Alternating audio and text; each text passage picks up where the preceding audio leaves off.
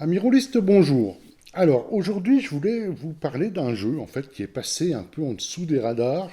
Il est sorti en 2020, au mois de février 2020. Donc vous voyez un peu la période, hein, un mois après, c'était le confinement, le Covid et tout ce bordel.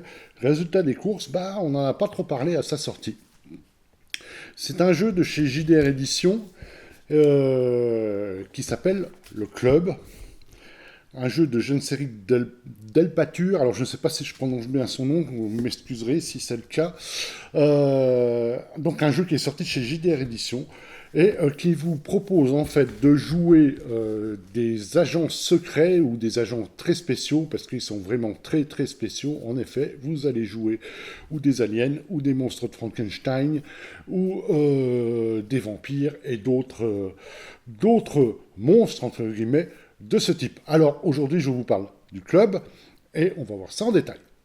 Alors sur la forme, on se retrouve avec un bouquin de, je ne sais plus combien de pages exactement, ouais, 180 pages à peu près, hein, donc avec couverture rigide, avec ma foi, bon, des illustrations qui ont le mérite d'illustrer, hein, c'est pas mes préférés on va dire, mais bon, ça a son style, pourquoi pas. Enfin bon, je pense que là, on aurait pu mieux faire. Bon, si on fait abstraction de ceci, on se retrouve avec vous voyez, donc une maquette très très claire, hein, du bon papier.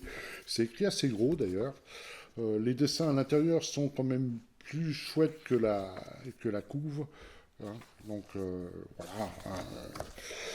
Là, à chaque fois, nous avons des petits encarts qui racontent plus ou moins en fait la vie de ces agents très très spéciaux, avec un petit poil humoristique, car le jeu en fait ne veut pas se prendre au sérieux. Ça, c'est un point absolument essentiel. Voilà. Donc voilà sur la forme. Qu'est-ce que je peux vous dire de plus sur le fond, sur la forme, vous voyez. Donc on va rentrer dans les détails après. Mais si on veut survoler, voici un peu le contenu du club, donc le club. Voilà. Alors maintenant, on va passer dans le détail en sachant déjà où est-ce qu'on joue et quoi on joue et comment on joue, enfin bon, comme d'habitude, quoi. Alors, le où on joue et qu'est-ce qu'on joue sont intimement liés. Alors, on joue à l'époque actuelle, grosso modo, hein, oui, à l'époque actuelle, avec le jeu, par contre, vous laisse quelques pistes pour jouer, dans le passé, à l'époque médiévale. Alors, bien entendu, euh, une fois que le club aura été créé. Alors en fait, vous avez tout un background que j'ai bien aimé lire parce qu'en fait, ça se lit très très bien, hein. L'écriture est agréable, des petites piques d'humour par-ci par-là. Enfin bon, c'est très agréable à lire. Et en fait, on vous apprend que voilà, tout a commencé par le pacte. Ça s'est passé, alors je sais plus, on a la date exacte, oui, en 1345, en fait, les monstres, enfin, les monstres en général, on appelle les monstres, on appelle des vampires, on appelle ça des fantômes, on appelle ça des succubes, tout ça c'est regroupé sur le terme générique monstre. L'humanité et les paysans avec leurs fourches ont toujours combattu ces monstres jusqu'en 1345 où un templier a passé un pacte avec un seigneur vampire et en gros lui a laissé le choix ou d'être anéanti ou de signer une alliance avec eux pour détruire tous les ennemis de l'humanité, alors que ce soit des monstres qui ne veulent pas se, se soumettre à ce pacte, ou alors éventuellement des menaces extraterrestres et ce genre de choses. Donc vous voyez un peu l'idée. Alors ce pacte s'est transformé aujourd'hui en ce qu'on appelle le club. Le club, c'est une agence secrète, en fait, hein. Euh, et comme de toute agence secrète, il lui faut en fait une base secrète, hein, bien entendu. Et en fait, cette fameuse base, elle se trouve où? Elle se trouve sous l'atomium de le complexe alpha, voilà. Sous l'atomium de Bruxelles, vous avez la base secrète du club. Alors, dans ce club, il regroupe quoi? Le club, en fait, va regrouper familles de monstres en fait, hein, oui, on va dire des familles de monstres. D'ailleurs, c'en est un que on verra après les personnages. Mais en gros, vous avez donc, je les avais notés là, vous avez les ectoplasmes, les golems, les orgiens. Ce sont en fait les petits gris qui se sont écrasés à Roswell, hein.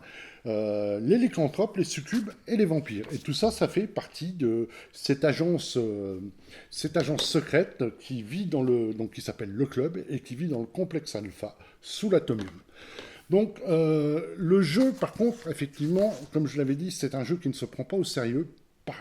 Dans pas mal d'endroits, vous avez de l'humour, et puis on vous le dit de toute manière, hein, de ne pas se prendre au sérieux, ce n'est pas le but du jeu. Le but est de passer un très bon moment avec vos monstres. Donc on vous décrit à peu près, vous avez toute la hiérarchie du club, vous avez son origine, vous avez, vous voyez, la voie hiérarchique, vous avez quoi, après, bon, vous avez sur créer un agent, mais vous avez déjà tout le background qui est décrit, ça, d'une fort belle manière, on va dire. Voilà, alors ça, c'est en gros. Alors vous allez être appelé effectivement par des gouvernements, par en fait, pas, vous savez jamais qui est-ce qui vous a appelé parce qu'on passe toujours par la hiérarchie. Et alors je sais plus si c'est 2 ou 3 personnes un peu secrètes, d'ailleurs vous n'en avez jamais affaire à eux directement. Et peut-être même qu'ils n'existent pas, on ne sait pas, mais en tout cas c'est eux qui vont vous donner vos missions.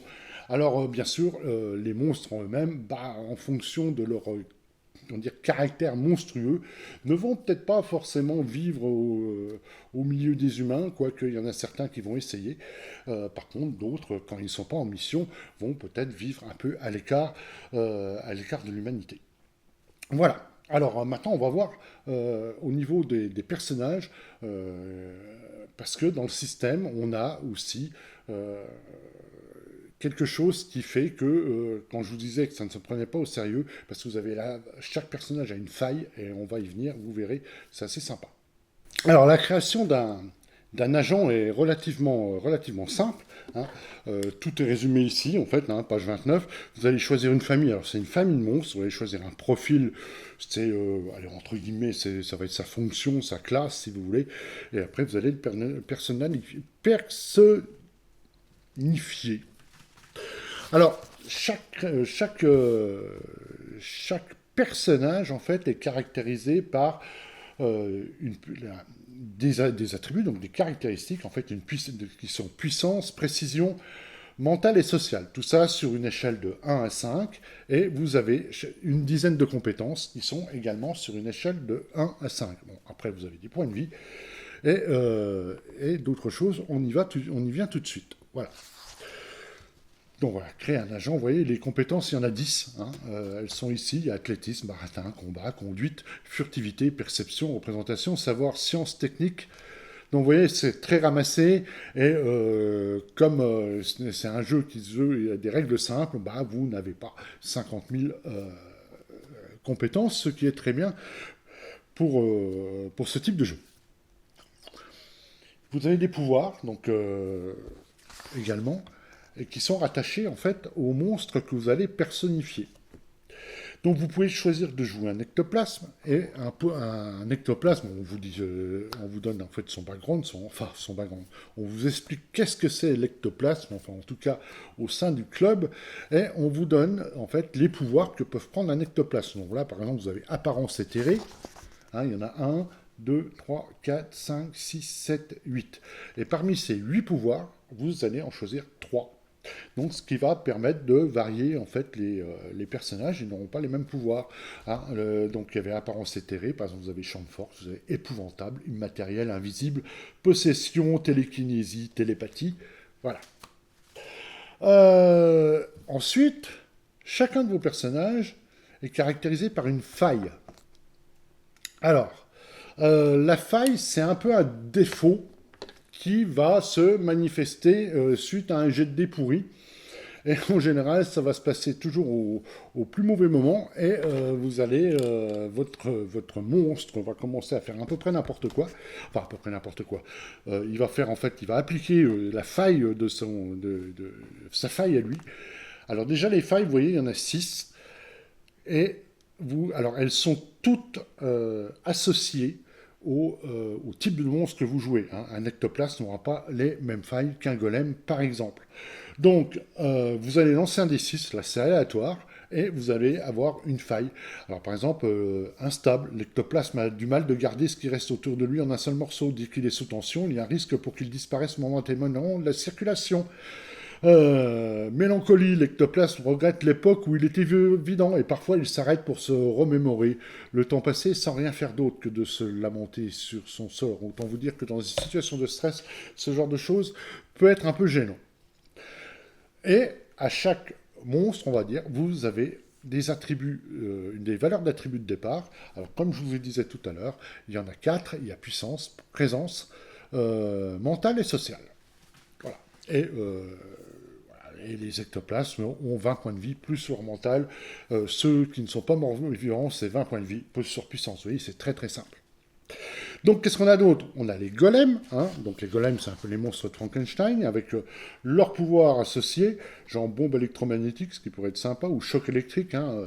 On sait comment le monstre de Frankenstein a été créé. Donc, là, il peut mettre des chocs électriques et des failles. Donc, pareil, ce que je vous ai dit tout à l'heure, qui peuvent se déclencher au pire moment et qui sont tous différents. Et là, vous en lancez un seul, vous ne les choisissez pas. Donc, crise de brutalité, par exemple, lenteur corporelle, lenteur d'esprit. Vous voyez, on n'est pas dans les mêmes failles que l'ectoplasme. Et sur les attributs, c'est 3, 2, 1, 1. Hein, 3 de puissance, 2 de présence, 1 de mental, 1 de social. Voilà. Alors, vous avez aussi les humains. Je sais pas ce qu'ils viennent foutre là, en fait, parce que, oui, il y a 3 fois rien, ils ont 3 pouvoirs de base. Je sais pas, à mon avis, il faut pas jouer les humains, quoi. Enfin, moi, je jouerai pas les humains, ce qui est rigolo, c'est de jouer les monstres, quoi. Les Xorgiens, c'est les petits gris, c'est ceux qui sont écrasés à Roswell. Donc pareil, ils ont leur pouvoir et leurs failles associées. Après, vous avez les lycanthropes, donc toujours le même principe. La succube, toujours le même principe, avec certains pouvoirs, agence matrimoniale, orgasme forcé, vous voyez un peu le truc. Voilà. Les failles céphalées. Vous avez les vampires. Et puis on a fini. Et on embraye en fait sur le jeu qui va vous présenter chaque pouvoir, hein, parce que là, vous aviez un petit résumé, et là, pendant pas mal de pages, on vous donne le pouvoir en détail et comment il va se traduire en jeu. Voilà. Voilà. Les failles, bah, c'est pareil, on va vous... voilà, par exemple, Bigleux, pour les Xorgiens, le soleil qui inonde la Terre de ses rayons ne convient pas aux Xorgiens et à leurs gros yeux globuleux. On sait que sur la Terre, la vue de ces aliens est au mieux désastreuse. Lorsque cette faille survient, je vous expliquerai après comment ça peut survenir en vous expliquant le système de jeu, le sujet devient littéralement aveugle pendant 1 des 6 minutes et est pris de violents maux de tête qui le font agir à -1 dé à tous ses tests. Donc vous voyez, à chaque fois on reprend les pouvoirs, les failles et on vous dit en termes de jeu comment ça va s'appliquer. Voilà. On vient au profil parce que, en plus du type de monstre, il faut que vous choisissiez votre profil. Alors là, vous voyez, le profil, c'est vraiment le profil qui va vous donner en fait des valeurs de départ pour vos compétences. Donc vous avez les commandos, les éclaireurs, bon, ça s'explique rien que par le titre, les espions, les scientifiques, les techniciens. Second profil, ça, vous pourrez choisir un second profil, mais ce sera plus tard. Je vais pas y venir dans cette présentation. Voilà, donc chaque profil, lui, va vous donner vos compétences. En gros, le type de monstre va vous donner vos caractéristiques de base et le profil va vous donner vos compétences. Voilà. Et à la fin, pour finir son perso, bah, en fait, on a 10 points à répartir pour augmenter ses caractéristiques et ou ses compétences pour personnaliser votre agent. Donc voilà, c'est tout. Et ça, c'est la création du personnage, elle s'arrête là. Bon, elle ne s'arrête pas tout à fait là, parce que vous avez son background à écrire, hein, bien entendu. Il faut avoir une petite histoire sympa derrière. Mais en gros, techniquement, c'est tout. Là, le Duc Blanc, c'est juste un exemple de création de personnage, en fait, avec qui est repris en référence pour vous expliquer les techniques du jeu. Et c'est relativement bien foutu hein, quand même, parce qu'on va y venir. Bon, alors vous avez l'équipement, des agents secrets, hein, qui sont tous un petit peu particuliers, hein. Ce ne sont pas l'équipement de l'agence Tourisque, par exemple.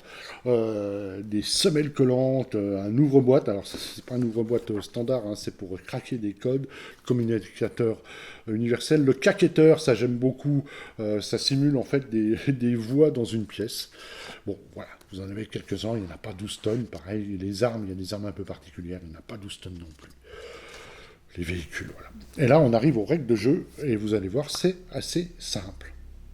Alors, le système en lui-même, je le trouve assez élégant.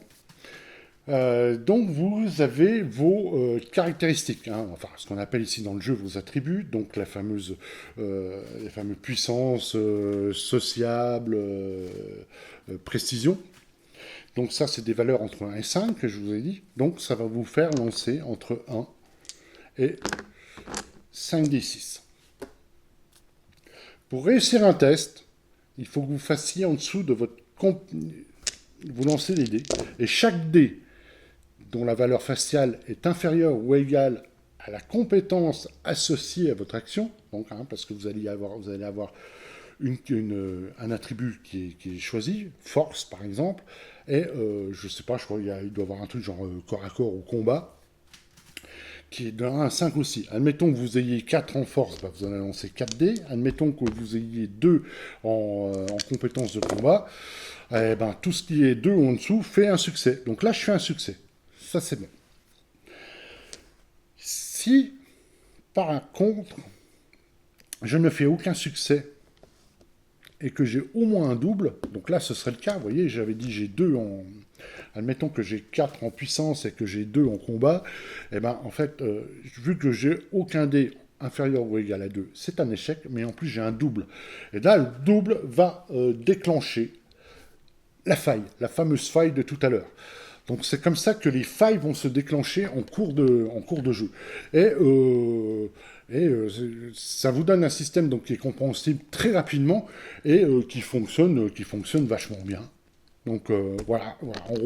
En gros, vous connaissez le système, quoi.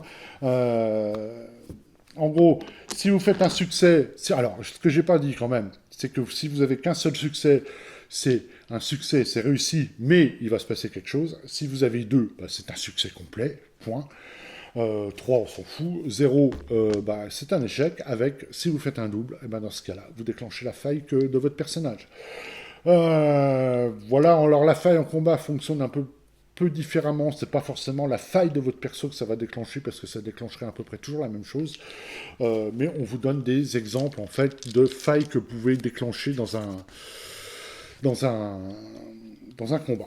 Donc là, on reprend effectivement toutes les stats, tout ce que je vous ai dit tout à l'heure, les attributs, donc puissance, précision, mentale, sociale, compétence, vous voyez, de 1 à 5, comme je vous ai dit. Un humain moyen, en gros, à 3. Ça vous dit, voilà. Vous pouvez avoir des dés supplémentaires en fonction de circonstances favorables, par exemple. L'activation de la faille, c'est ce que je viens de vous dire. Là, vous avez la table de résultats de l'action, c'est ce que je viens de vous dire. 0 succès, c'est raté. Un succès, c'est réussi, mais il va se passer quelque chose. Et 2 succès ou plus, l'action est réussie. On a des tests en opposition. Bon, en gros, c'est simple, il faut faire plus de succès que l'autre. Voilà. Alors, dans le combat, là, c'est un petit peu différent. Et j'avoue que cette table-là, c'est un peu plus complexe. Justement, par exemple, si votre jet d'attaque... Alors, le combat est toujours des jets en opposition. Attaque par rapport à défense, comme je vous ai expliqué. Et donc là, dans ce cas-là, si on a plus d'attaque que de défense, on touche. Mais, par exemple, si on a plus d'attaque que de défense et qu'on fait un double en attaque, on a un effet spécial positif. Là, si vous avez une attaque qui est supérieure à la défense, mais vous avez un double en défense, dans ce cas-là, c'est une faille pour le défenseur. Enfin bon, vous avez quand même 5 possibilités différentes.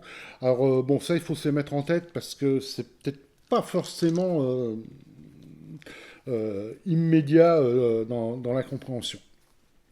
Et là, on vous donne, par exemple, des exemples de failles pour éviter de déclencher, hein, vu qu'il y a beaucoup de dés en combat, de déclencher à chaque fois les failles de votre personnage. Bon, vous pouvez avoir une arme mal assurée, genre, je sais pas, vous la laissez tomber par terre, le sol est glissant, votre arme s'enraye, vous pouvez tout imaginer après. Les dégâts, en fait, les dégâts, c'est simple. C'est le nombre, c'est les dégâts de l'arme. Vous voyez, ils sont ici. Donc, admettons, je sais, donc voilà, une hache fait 4 points de dégâts et vous multipliez ces dégâts par le nombre de succès que vous avez obtenus. Voilà, c'est simple, c'est clair, c'est net. Vos points de vie, si vous tombez en dessous de 10 points de vie, vous aurez un dé en moins pour vos actions. Si vous tombez à vos points de vie à 5 ou moins, vous avez 2 dés en moins. Si vous êtes en dessous de 0, vous êtes mort. Voilà. C'est très simple. Vous avez toutes les règles pour le poison, la maladie, les soins. Vous avez un bestiaire qui se retrouve ici. Hein. Donc là, on va se retrouver avec des animaux. Mais, alors oui, c'est le recueil de méchants. Donc des animaux, mais également, en fait, ce qu'on appelle des seconds rôles. Bandits, policiers, reporters. C'est ce que vos monstres vont pouvoir avoir sur leur chemin. Et après, là, vous avez plus dans le fantastique avec des créatures des marais. Des ectoplasmes, des lycanthropes, les golems, parce qu'il faut, comme je vous l'ai dit, les monstres qui ont signé le pacte, en fait, font partie de l'agence. Par contre, les autres, ce sont des ennemis. Zombies, même un tyrannosaure, vous voyez. Voilà. Voilà, en gros, le système. Vous voyez, on a très vite fait le tour. Et pour moi, il est vachement efficace pour donner, parce que moi j'aime toujours qu'un système en fait colle un peu au jeu. Là dans le jeu on a toute cette pointe d'humour en fait qui est bien précisée et on a ces failles qui alimentent justement ces petits moments de rigolade et ça je trouve ça très sympa. Alors pour terminer ce livre, nous avons tout un chapitre sur la maîtrise, je l'ai trouvé quand même assez intéressant. Hein. C'est là qu'on va vous expliquer la tonalité du jeu. Hein. Toute la tonalité du jeu est définie ici, est présentée ici. Comment jouer des monstres, gérer les fantômes. Là, vous avez l'expérience, vous avez un chapitre. Enfin, pourquoi la Belgique? Ah oui, pourquoi avoir mis en fait cette base secrète sous l'atomium? L'auteur vous l'explique. Non sans humour. Et Dieu dans tout ça, voilà, donc là, on explique aussi qu'il ne s'est pas embêté avec des considérations religieuses. On va vous parler aussi, vous voyez, de l'équipement, les dossiers de mission éventuellement, l'enquête en elle-même, quelques synopsis intéressants pour vous donner des idées de scénario. Et puis je crois qu'on arrive au bout. Hein. Alors là, non, on vous explique quand même dans la géopolitique mondiale les différents services secrets des différents pays. Et là, vous avez donc tout ce qui peut être un antagonisme à l'agence, en fait, les sectes, les terroristes, les scientifiques fous, les communautés de monstres. Et là, ce que je vous avais dit au départ, on vous explique comment éventuellement jouer dans le passé, au Moyen-Âge par exemple, pendant la Seconde Guerre mondiale ou la Renaissance. Voilà. Et ensuite, nous avons non pas un, ni deux, mais 3 scénarios disponibles. Si je ne me trompe pas, non, c'est bien ça. 3 scénarios disponibles à la fin du livre. Je ne vais pas les décrire, histoire de ne pas spoiler. En tout cas, voilà, j'ai fait le tour en fait du club. Un jeu de rôle de monstres, d'agents secrets, un jeu de rôle d'agents secrets très très spéciaux, on va dire, avec non sans humour, un jeu qui ne se prend pas au sérieux, et moi qui m'a assez convaincu à la lecture, en fait. Hein. C'est un bon jeu, c'est vraiment un bon jeu. Voilà, écoutez, qu'est-ce que je pourrais rajouter d'autre à ma conclusion? Pas grand-chose, je crois que s'il doit y avoir un... Alors, je sais pas si c'est une campagne... il faut que je regarde. Alors non, il n'y a pas d'autres ouvrages dans la gamme, c'est le seul de la gamme. Alors je mettrai un petit bémol. Alors, les points forts, c'est que ça se joue, ça se lit très vite, ça se comprend très vite, et ça mène à une table très rapidement. Et donc ça, pour moi, c'est un beau point fort sur ce jeu atypique, hein, quand même. Le point faible, c'est que si je fais le tour du bouquin, Ah non, c'est pas vrai. Non, pas de point faible. Là, vous avez une feuille de personnage. Alors voilà, point faible, la feuille de personnage, on va dire qu'elle est plus que succincte. Voilà. Donc, mais je crois qu'on peut en télécharger une. Je crois avoir vu passer ça quelque part. Donc voilà, aujourd'hui c'était le club. Je voulais vous parler de ce jeu un peu atypique. Et en tout cas, je vous remercie de m'avoir suivi jusque-là. Je vous souhaite de bons jeux, de bonnes parties. Portez-vous bien. À bientôt. Et surtout, n'oubliez pas un abonnement, un commentaire, une cloche, enfin, ce que vous voulez, quoi. Merci beaucoup. À bientôt.